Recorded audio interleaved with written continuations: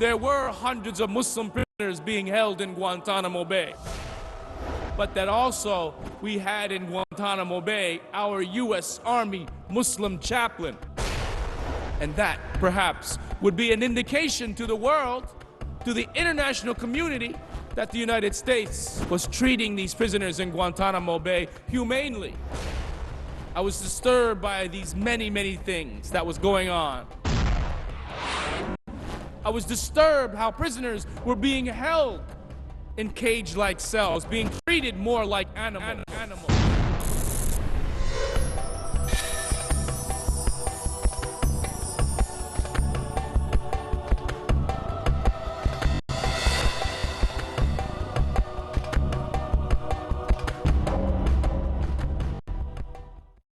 More extreme measures of protest occurred when it was learned by prisoners that the Qur'ans were being taken into the interrogation room. And as a Muslim prisoner sat shackled in his chair, the wrists, waist, and ankles, an interrogator would take the Qur'an and slam it in front of him on the floor, stamp on it, kick it, even sit on it. Later, there were investigations that were carried out into abuses towards the Holy Qur'an, conducted by the U.S. military itself. And they revealed that even the Holy Qur'an was at times urinated on by U.S. personnel. But the prisoners protested, and it became chaotic inside the prison cell blocks. For the guards, for the intelligence interrogators, for everyone. It wasn't long before personnel in Guantanamo, leadership even came to me, the chaplain, the Muslim chaplain in Guantanamo, to try and help solve this problem, which the U.S. military themselves caused by desecrating the Quran. But that was one way in which religion was being used as a weapon. Personnel in Guantanamo recognized that we as Muslims, we revere the words of Allah subhanahu wa ta'ala. We put the Quran on the highest shelf in our home. We never place the Quran somewhere that's filthy or dirty. We never put the Quran under our chair because we would never sit over the Quran. U.S. personnel recognized how we as Muslims treat the Quran and respect it, and tried to use that, to exploit that respect for the words of Allah to try and break the prisoner. That was just one example of how religion was being used as a weapon in Guantanamo Bay. Let me explain to you another way in which religion was being used as a weapon against these prisoners. In the interrogation operation, there were both male and female interrogators, and the interrogation operation was very competitive. The U.S. Secretary of Defense was putting enormous amount of pressure on intelligence gathering in Guantanamo Bay to get information from these, quote, suspected terrorists. So it was very competitive. But the women in Guantanamo, the female interrogators, they felt that maybe they had an advantage over their male counterparts. And what was that advantage? Their gender, their sexuality. Some of those female interrogators were very ready to go into an interrogation room where that Muslim male prisoner sat shackled. And she would strip off her own clothes, stand naked in front of a Muslim prisoner, knowing that perhaps that prisoner came from a conservative Muslim society where men and women perhaps don't even shake hands. U.S. personnel understood the culture of Islam, the separation that we find even in this room where we have the men sitting in one section and the women in another. U.S. personnel would exploit this part of Muslim culture in order to try and break the prisoners down. Again, investigations were later conducted into abuses of prisoners in Guantanamo, and they reveal how some of these women interrogators inappropriately rubbed their own bodies on these Muslim prisoners as they couldn't resist being shackled in their chairs. Some of them even went so far as grabbing the genitals of male prisoners in Guantanamo while they were being interrogated. Again, here, religion is being used as a weapon, something that disturbed me to the core of my soul and bone. Let me explain to you in detail a third way in which religion was being used as a weapon in Guantanamo. One of the prisoners would describe for me an interrogation room. As a chaplain, I was assigned to the detention operation, far removed from the intelligence gathering operation. It would be unethical for a chaplain of any faith, of any religion, of any denomination to assist interrogators in gaining information or intelligence from prisoners that were being held. So I was assigned to the guard force. But one of the prisoners, in my interaction with him, would describe for me this interrogation room. He said that in this interrogation room, there was a large circle that was on the ground, marked on the ground, a large circle. Inside this circle was another symbol. It was a symbol that represented Shaitan, Satan. The interrogators would take the Muslim prisoner shackled, force him in the center of this satanic circle, and attempt to force that Muslim prisoner to bow down, prostrate, to make sujood, to make ruku' in the center of this satanic circle, while that interrogator screamed at this Muslim that Satan is your God now, not Allah. They were attacking these Muslims because they believed in Allah and understood in Guantanamo the core belief of our faith, that we believe in Allah subhanahu wa ta'ala, that we believe in the oneness, the uniqueness of Allah Azza wa Jal. And they persecuted these Muslims in Guantanamo for belief in Tawheed. This is how religion was being used as a weapon.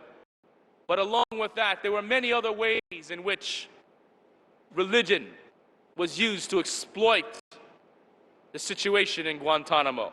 There were times when Muslims in Guantanamo had their beards forcefully shaven as punishment. There were times when guards would intentionally turn the water off before the prayer time, before Salah, so prisoners couldn't make wudu, or perform wudu and pray before and wash before prayer. There were times when interrogation sessions lasted so long that Muslim prisoners shackled in chains could not make their salah. There were times when interrogators dressed themselves up as Catholic priests and conduct a mock baptism of a Muslim prisoner, telling that prisoner that he was now baptized in the faith of Christianity and was no longer a Muslim. This is religious persecution, something which goes against the fundamental values of human rights, something which goes against even the Constitution of the United States, something which goes against our belief in Islam, which upholds justice and protects human rights. I was disturbed by these many things that was going on. I was disturbed how prisoners were being held in cage-like cells, being treated more like animals. I was disturbed even by the ages of some of the prisoners in Guantanamo, especially those who I came across that were as young as 12 years old. There were 12-year-old boys in Guantanamo being held by the U.S. military and were being characterized as suspected terrorists. I would raise concerns about these issues, bring forth the complaints of the prisoners to the chain of command, to the higher levels of leadership, knowing the words of our beloved Prophet Muhammad sallallahu alaihi wasallam, who said that if someone sees an evil, he should change it with his hand. And if he can't change it with his hand, then he should change it with his tongue. That means speak out against these injustices. As a chaplain, it was my duty, it was my obligation to raise issue, to raise concern about abuse of prisoners in Guantanamo Bay. It was my obligation as a Muslim. It was my obligation as a U.S. citizen to raise concerns about abuses that were taking place in Guantanamo Bay. At first, I actually believed that when I brought forth much of this information, it was being valued by my superiors, my supervisors. They gave me awards down in Guantanamo, signed commanding general. I received a stellar officer evaluation report, the best that I had ever received in my 14 years as an officer in the United States Army. I felt that my input was being recognized, was being valued by the chain of command in Guantanamo. Because then I would receive what's known as R&R. R&R in the military means rest and relaxation. It means that you can send home for 2 weeks to visit your family and see them, but then you have to return to your military mission. I got R&R, and I got on a plane from Guantanamo Bay. We would land in Jacksonville, Florida. I had another flight to catch from Jacksonville, Florida to Seattle, Washington, where I would meet my wife and daughter, who I hadn't seen for 10 months, at least.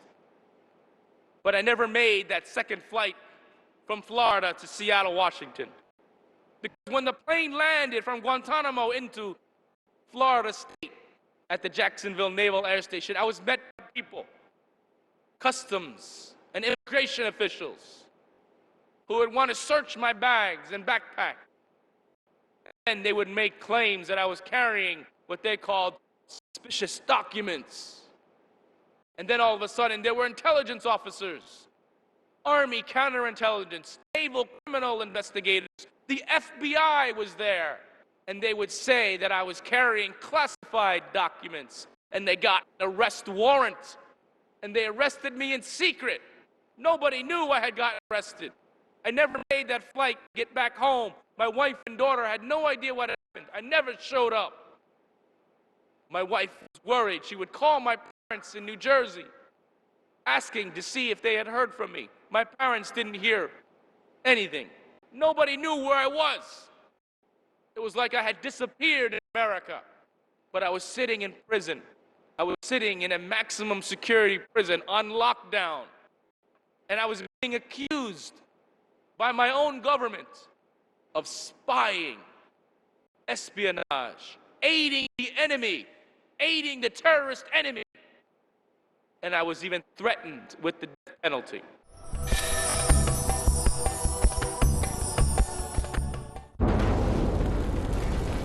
Analyze your mistakes. Have you ever tried to overcome your anger? Realize your weakness. Do you find it difficult to control your tongue? Diagnose your moral sickness. Have you ever felt that your intentions are corrupt?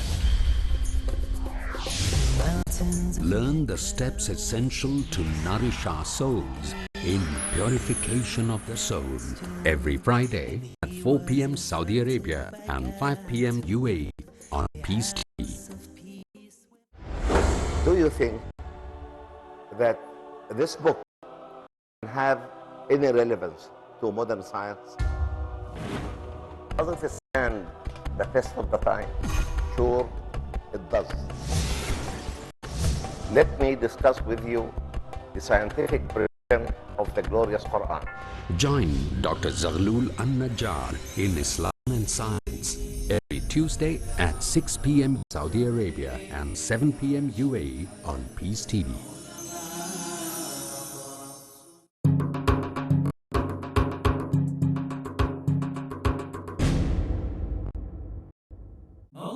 Distinguished world-famous orator who dedicated their lives to convey the message of peace came together at one platform, the International Islamic Conference, with one vision, with one mission, Peace Mission.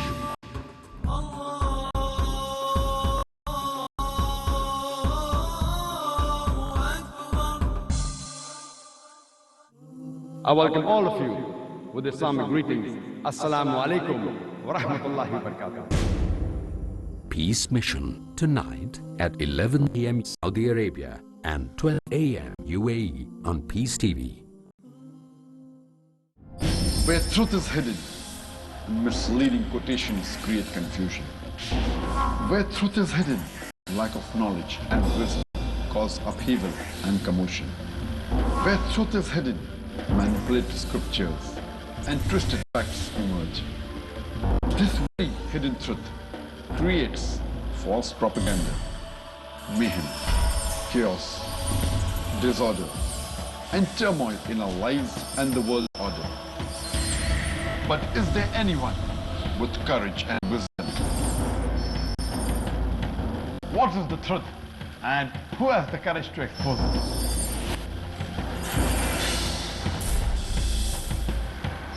Because it's your right to know the truth. Right. Watch truth prevail and lies perish in Truth Exposed by Dr. Zakir Naik. Next on Peace TV.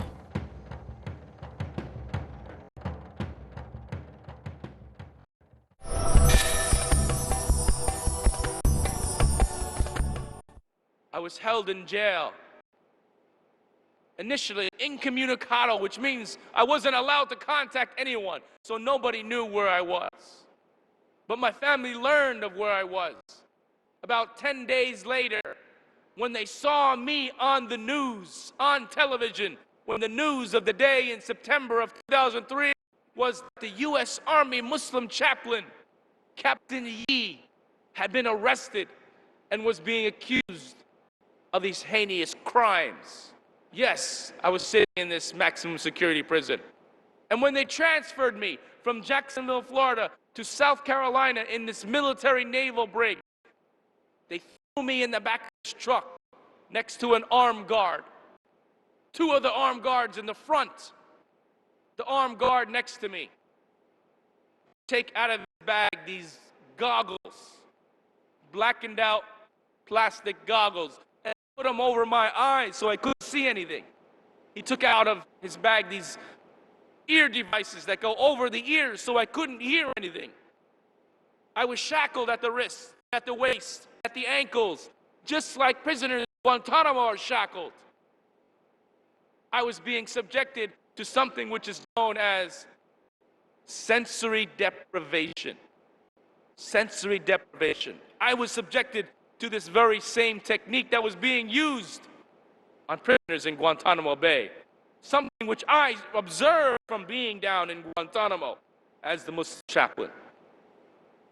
And I feared that my own government would strip from me all of my rights, all of my civil liberties, all of my human rights, as I understood that the Bush administration had declared that Geneva Conventions did not apply down in Guantanamo, and that prisoners in Guantanamo didn't have rights.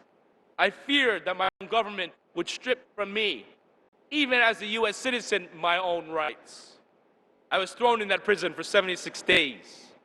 After 76 days, and being accused of these awful crimes, being threatened with the death penalty, I was suddenly released. But the U.S. military still tried to put me in prison for lesser offenses. They wanted to charge me with what they called mishandling classified information. But that would mean they would have to show that I was carrying some classified information. But indeed, the facts were that I had nothing. And all charges, all accusations against me were dropped, and I was released, sent back to duty, reinstated as a Muslim chaplain to serve the U.S. military. After I was cleared, I took it upon myself to tender my resignation, to resign from the U.S. Army and leave. And in January of 2005, I received an honorable discharge in addition to a second U.S. Army Commendation Medal for exceptionally meritorious service. I was given praise and recognition when I left the military after having been accused of being a traitor to my own country. Many people have asked me, why did this happen to me? Why do I believe this happened to me? And I believe it happened for at least 3 reasons. One is that I am a Muslim. After 9/11, after September 11th, where in the United States we find that many Muslims have been swept up and wrongfully accused, thrown in prison. It made it very easy for people to target me because I was Muslim.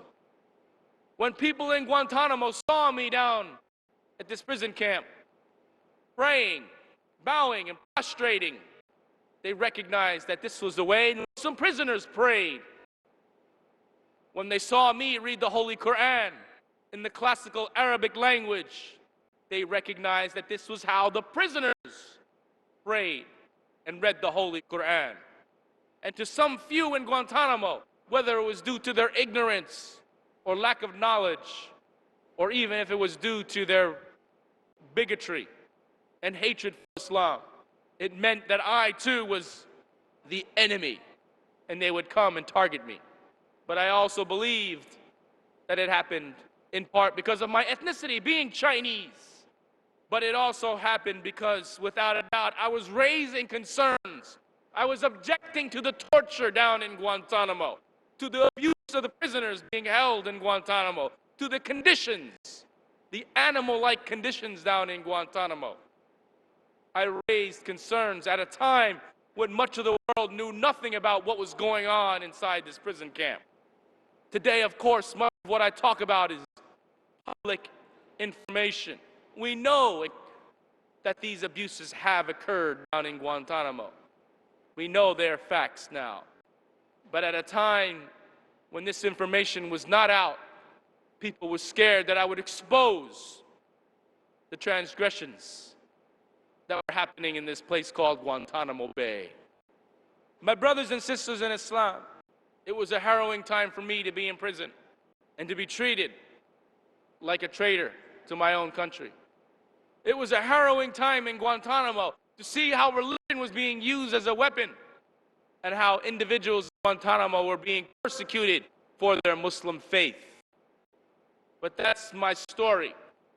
That's my experience as an American citizen who converted to Islam and became a Muslim chaplain and served at this now notorious prison camp.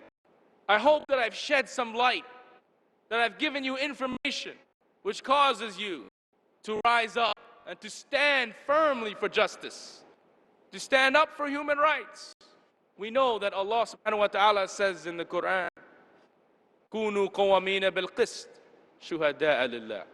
That, oh, you who believe, stand firmly for justice as a witness before Allah. And as Muslims, we have to speak out against wrongdoing. We have to speak out against human rights abuses. And even for me as a Muslim American citizen, it meant speaking out against my own government.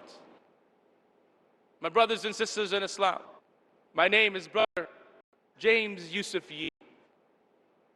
I'm the former U.S. Army Muslim chaplain who served in Guantanamo Bay.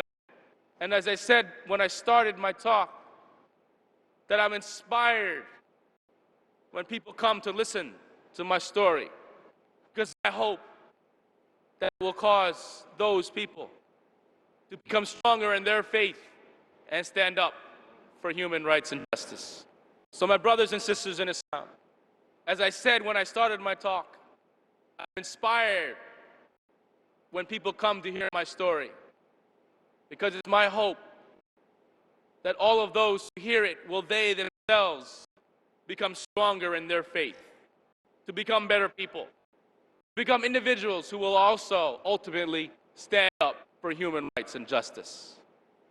My brothers and sisters in Islam, much of what I've told you today is something that I've documented in a book that I had published in 2005, entitled For God and Country. For God and Country. Faith and Patriotism Under Fire.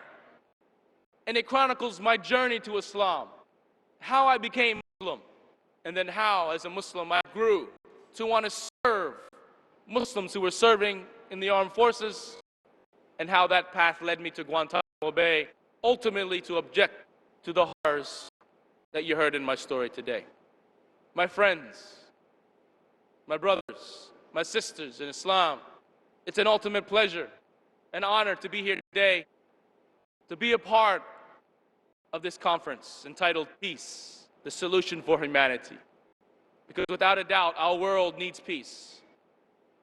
And it needs to be one that doesn't tolerate injustice and human rights. Jazakumullah khair. I'm your brother in Islam, Akhukum Fillah, J. Yusuf Yi. Assalamu alaikum wa rahmatullahi wa barakatuh.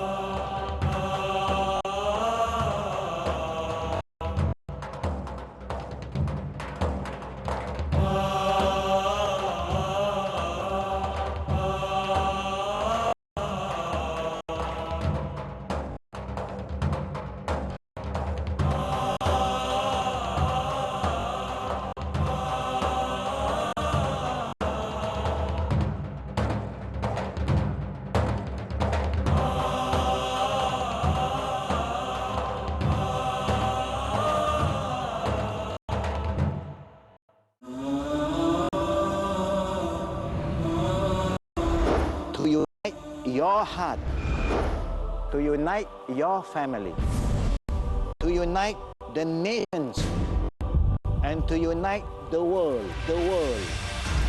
But how? Not east, not west, not my way, not your way, but the way of Allah. Unity is Islam. To know more, watch my program Unity in Islam, only on Peace TV. To understand how the concept of brotherhood in Islam